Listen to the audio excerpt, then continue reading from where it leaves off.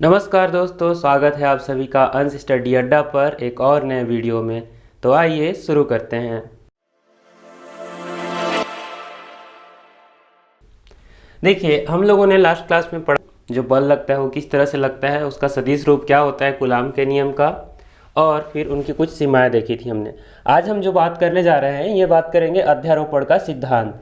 अध्यारोपण का सिद्धांत का मतलब ये होता है कि जो भी चीज़ें होती हैं वो आपस में जुड़ जाती हैं और किस तरह से वो दूसरे के तुलनात्मक रूप से दूसरे के बराबर होती हैं। तो यहाँ पे हम बात करेंगे कि जो कूलाम का नियम है उसके कारण जो बल लगता था, जो विद्युत बल लगता था, वो कैसे अध्यारोपण के सिद्धांत को फॉलो करता है। तो देखिए, इसमें होता ये है कि जैसे हम लोगों ने देखा है अभी तक कि दो आवेश होते थे जिनके बंध हम बल निकालते थे। क्या हो अगर कि मैं ये बोलूँ यहाँ पर एक आवेश है Q1, यहाँ पर एक आवेश है Q2 और यहाँ पर एक आवेश है Q3। तीन आवेश हैं यहाँ पर, और इन तीनों आवेशों में से मैं ये बोल रहा हूँ कि इस पर लगने वाला जो बल है वो है F1। ठीक है। अब Q1 पर Q2 के कारण लगने वाला जो बल है वो है F12। समझ रहे हैं ना। इस पर इसके कारण जो बल लगेगा वो है F12, और इसी पर इसके कारण लगने वाला जो बल है F13। ठीक है। तो ये इसके कारण इस पर लगने वाला बल और इसके कारण इस पर लगने वाला बल, यानी कि F12 और F13 बराबर होते हैं F1 के। किसके बराबर होते हैं? F1 के। यही होता है अध्यारोपण का सिद्धांत। इसका मतलब यह है कि इसके कारण इस पर लगने वाला बल और इसके कारण इस पर लगने वाला बल का बीजगणितीय योग जो होता है वो पहले आवेश पर लगने वाले बल के बराबर होता है। ठीक है। तो अगर मैं ये मान लूँ यहाँ पर, अगर मैं ये मान लेता हूँ, चलिए, कि Q2 यानी कि F12 मान निकाल लेते हैं हम लोग कि Q2 के कारण Q1 पर कितना बल लग रहा है। तो मैं कैसे लिखूंगा? अगर मैं ऐसा लिखूं कि आवेश Q1 पर Q2 के कारण बल, वो हमने कितना लिख रखा है? F12। तो ये कितना हो जाएगा? K into Q1 Q2 upon R12 का स्क्वायर, और सदिश रूप में है इसलिए हम इसको लिख लेते हैं R12 का कैप। लास्ट क्लास में हम लोगों ने देखा था, उसी फॉर्मेट में लिख लिया। अब वैसे ही क्या करें, अगर हम आवेश Q1 पर Q3 के कारण बल, तो इसके कारण लगने वाला जो बल होगा वो कितना हमने ले रखा है? F13। ठीक है। इसको हम लोग लिख लेंगे K into Q1 Q2 upon R13 का स्क्वायर और इंटू R13। क्लियर है? तो अब ये तो अलग अलग बल निकाल लिया हम लोगों ने। तो अब मैं ये बोल रहा हूं कि यहाँ पर जो F1 होगा वो किसके बराबर होगा? तो यहाँ से हम लिख सकते हैं ऐसा, अध्यारोपण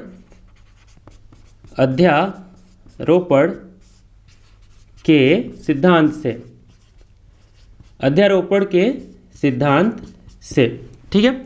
अध्यारोपण के सिद्धांत से क्या होगा कि जो F1 है वो किसके इक्वल हो जाएगा? F12 प्लस F13 इसके इक्वल हो जाएगा। तो अगर ऐसा हो जाएगा तो इसका जो वैल्यू आ जाएगा एक्चुअली में वो कितना हो जाएगा? देखिए, यहाँ पे हम लिख लेते हैं F12 का मान, अगर मैं इसको इक्वेशन 1 दे देता हूँ, इसको इक्वेशन 2 दे देता हूँ, तो मैं ये बोलूँगा कि इक्वेशन 1 से F12 का वैल्यू और इक्वेशन 2 से F13 का वैल्यू यहाँ पे रख लेता हूँ। तो क्या आ जाएगा यहाँ पर? Q1 Q2 अपॉन R12 का स्क्वायर और R12 कैप। ये हो गया, हमने किसका मान लिख लिया? F12 का। अब प्लस करके क्या लिखेंगे यहाँ पे? F13 का वैल्यू तो कितना है वो है आपका K इंटू Q1 यहाँ पर 3 है, Q1 Q3 अपॉन R13 का स्क्वायर, और यहाँ पे हो जाएगा R13 कैप। क्लियर है? ये आपका एकांक सदिश होता है, कल इसके बारे में बात हम लोगों ने की थी। तो यहाँ से F1 का जो मान आ जाएगा वो आ जाएगा आपका, K तो कॉमन हो जाएगा, ठीक है ना, Q1 भी कॉमन हो जाएगा, तो बचेगा क्या? K इंटू Q1, और यहाँ पे बच गया आपका Q2 प्लस Q3। ठीक है। और ये तो बच गया आपका, ये तो कॉमन हो गया आपका दोनों में ही। अंदर क्या बच गया उसके बारे में बात कर लेते हैं। यहाँ दोनों जगह से कॉमन हो गया, तो अंदर बच गया आपका Q2 Q3, तो इसको अलग अलग लिखना पड़ेगा क्योंकि सारी चीज़ें तो कॉमन हो नहीं रही हैं, है ना। चलिए इसको मैं ठीक से लिख लेता हूँ एक बार। तो ये हो जाएगा आपका, ये हो जाएगा आपका, क्या हो जाएगा देखिए, ये चीज़ हमने बाहर ले ली है कॉमन, और तो बच गया यहाँ पर क्या बच जाएगा आपका Q2 अपॉन R12 का स्क्वायर और इंटू R12 कैप, और प्लस यहाँ पर बच जाएगा आपका Q3 अपॉन R13 का स्क्वायर इंटू R13 कैप। ठीक है, ये बच गया। तो हमारे कथन के अनुसार जो ये था कि F1 है इन दोनों की योग के बराबर होगा, और वो बल कितना लगेगा, तो इतना लगेगा। कहने का मतलब क्या है कि इसके कारण अलग अलग इस पर लगने वाला बल और इसके कारण इस पर लगने वाला बल का जो योग होगा, इसका जो खुद का बल होगा कि ये इसको मतलब क्या करेगा, तो डिपेंड करता है इसके चार्ज के ऊपर। अगर ये प्लस चार्ज है और ये प्लस चार्ज है तो इसको क्या करेगा, प्रतिकर्षित करेगा। सेम चीज़ अगर ये प्लस है तो भी प्रतिकर्षित करेगा, लेकिन अगर ये नेगेटिव है तो क्या करेगा, आकर्षित करेगा। तो कहना यह चाह रहा हूं मैं कि इसके कारण या तो आकर्षित या प्रतिकर्षित करने वाला बल Q1, यानी कि Q1 के कारण इस पर जितना आकर्षण या प्रतिकर्षण लगेगा, या फिर इस पर जितना आकर्षण या प्रतिकर्षण लगेगा, तो इन दोनों के कारण जो लगने वाला बल होगा वो अकेले ही इस बल के बराबर होगा। तो ये था आपका अध्यारोपण का सिद्धांत। आई होप इतना समझ गए होंगे। तो चलिए आगे बढ़ते हैं और बात करते हैं आवेश घनत्व की। तो आवेश घनत्व क्या होता है उसके बारे में बात करते हैं। देखिए, हमने ये पढ़ा था कि आवेश के पास क्वांटीकरण का गुण होता है, क्वांटमीकरण का गुण होता है। इसका मतलब ये होता है कि कोई भी जो वस्तु होता है उस पर जो आवेश होता है, कोई भी वस्तु पे जो आवेश होता है उस पर क्या होता है कि उसका जो आवेश की मात्रा होती है वो इलेक्ट्रॉन पर जितने आवेश होते हैं, इलेक्ट्रॉन पर जितने आवेश होते हैं उनका एन के रूप में, यानी कि पूर्ण गुणज होता है। सीधा सा ये बोल सकते हैं हम लोग, ठीक है ना, पूर्ण गुणज होता है। हम लोग लास्ट क्लास में पढ़े थे इसको, लास्ट क्लास में।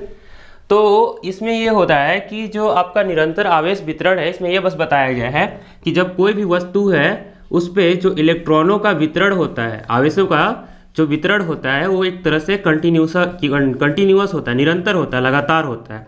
ऐसा नहीं है कि उनका गैप होता है कहीं पे। तो उसी के आधार पर हम लोग क्या बोलते हैं उसको, निरंतर आवेश वितरण। और ये निरंतर आवेश वितरण 3 तरह के होते हैं। एक होता है आपका रेखीय, दूसरा होता है आपका पृष्ठीय, और तीसरा जो होता है आपका वो होता है आयतन। मतलब, और इनको बोलते क्या है, आवेश घनत्व। तो अगर मैं ऐसा लिख रहा हूं कि रेखीय आवेश घनत्व, ठीक है, इसी तरह तीनों चीजें हम लोग लिख सकते हैं कि पृष्ठीय आवेश घनत्व और फिर आयतन आवेश घनत्व। तो देखिए इन तीनों में क्या है, देखिए अगर कोई एक विमीय में कोई चीज़ है, मतलब कोई रेखीय चीज़ है, ये है आपका रेखीय चीज़। ऐसा कुछ मान लीजिए कि एक लाइन ले लो आप, चाहे वो कर्व हो या जिसमें सिर्फ लंबाई हो, चौड़ाई ना हो। तो ऐसी चीज़ों के लिए हम बताने के लिए कि उसमें कितना आवेश का वितरण है, कैसा है, किस तरह कितना होगा उस पर वितरण, आवेश घनत्व कितना होगा, उसके लिए हम रेखीय आवेश घनत्व का यूज करते हैं। और मान लीजिए कि कुछ ऐसा हो गया कि आपके पास कोई सर्कल है, कोई इस तरह का रेक्टेंगुलर है ना, वृत्त है, चतुर्भुज है।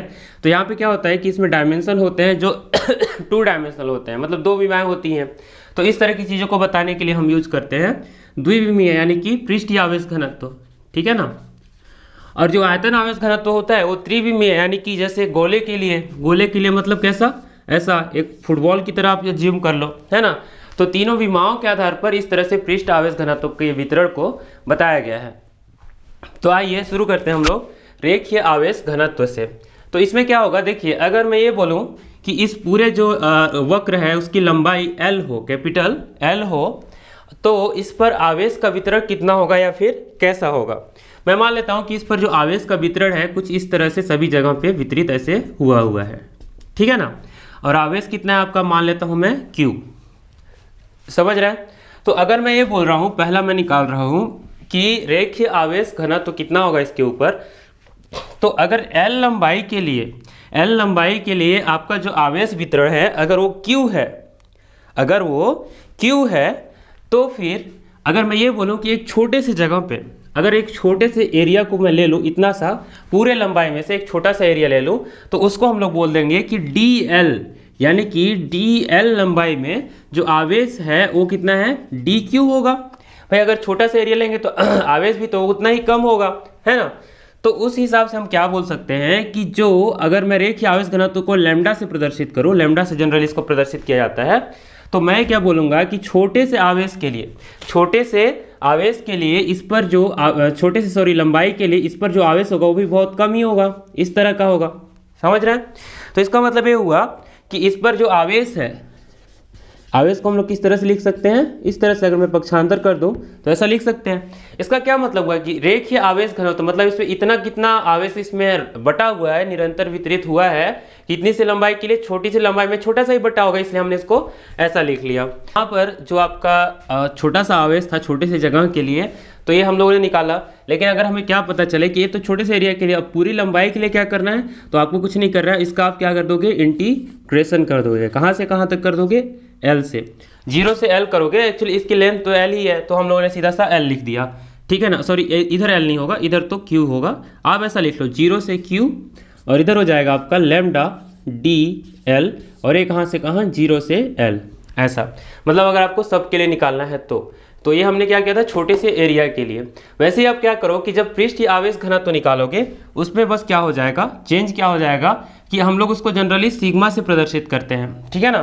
तो वैसे ही मैं क्या करूँ कि एक छोटे से लंबाई के लिए, तो उसमें भी देखिए छोटे से लंबाई या छोटे से एरिया के लिए बात करूँ, और इसको मैं ले लेता हूँ आपका, अगर मान लेते हैं कि इसका जो पूरा एरिया है वो A है, तो एक छोटे से एरिया को लेने के लिए मैं उसको ले लेता हूँ, फिर क्या हो जाएगा वो dA। और अगर इस पर भी ऐसे आवेश का वितरण हुआ रहा हो इस तरह से, तो इस पर जो आवेश भी होगा वो कितना हो जाएगा, आपका dQ हो जाएगा। तो इस हिसाब से हम क्या लिख सकते हैं कि सिग्मा बराबर आपका हो जाएगा dQ/dA। और इसको जब हम पक्षांतर कर देंगे यहाँ से, तो आप क्या देख पाओगे कि जो आवेश की मात्रा है वो कितनी हो जाएगी, सिग्मा इंटू dA। ये हो गया आपका, ये किसके लिए हो गया, पृष्ठीय आवेश घनत्व के लिए। ये किसके लिए था, रेखीय आवेश घनत्व। तो देखिए इसमें भी सेम चीज़ है कि ये dQ तो हमने किसके लिए निकाला है, छोटे से एरिया के लिए, और आपको अगर पूरे एरिया के लिए निकालना है तो आप इंटीग्रेशन कर दो, सिंपल है। वैसे ही थर्ड में क्या होता है, थर्ड में आपका होता है ये आयतन आवेश घनत्व। इसमें भी सेम थिंग है। आप एक पूरे जो आवेश का वितरण है कुछ इस तरह का है, आप एक छोटा सा एरिया ले लो, ऐसे कवर कर लो, तो इस एरिया का जो आवेश है अगर वो कितना है, dQ है, कितना है, dQ है, और इसका जो आयतन है अगर वो V है, तो छोटा सा एरिया ले लेता हूं मैं, तो उसका जो आयतन होगा तो dV होगा, है ना। तो फिर हम क्या लिख सकते हैं, इसको हम लोग रो से प्रदर्शित करते हैं, और रो बराबर फिर हम लिख सकते हैं dQ/dV। समझ रहे हैं?